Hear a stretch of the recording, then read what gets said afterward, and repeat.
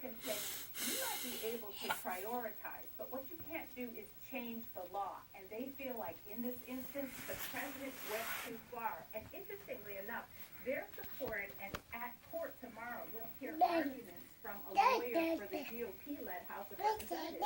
And that lawyer will say, look, you took this to Congress, it didn't work, and now you can't step in and try to change the law. Only Congress can do that. So this is a court with 8 justices after the death of Justice Antonin Scalia. How does that vacancy impact this case?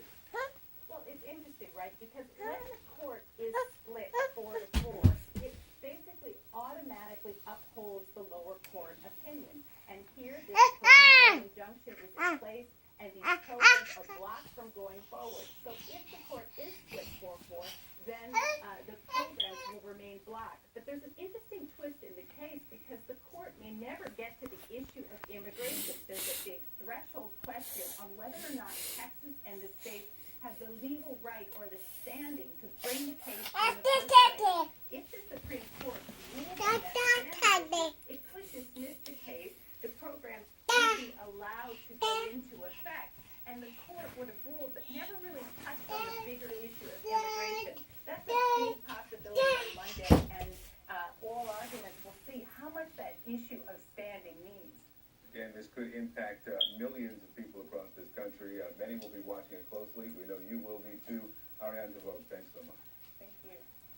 Let's keep talking about this with CNN legal analyst Danny Ceballos. Get a legal mind here into this. This was a fight that was brought on by Republican-led states. Texas, of course, leading the suit against the federal government. I want to dig a little deeper here and ask, do states have legal standing to sue based solely on what they disagree on legally and politically?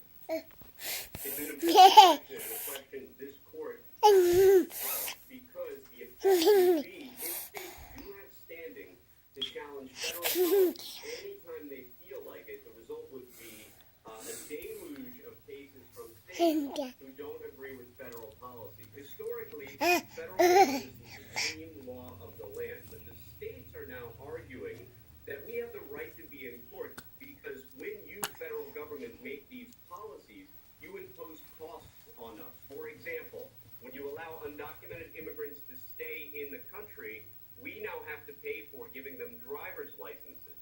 The issue becomes, is the mere fact that Texas may have to spend some more money, does that result in sufficient interest in the outcome to allow Texas into court as a litigant to begin with? Well, states are arguing that the action was unconstitutional, and I'm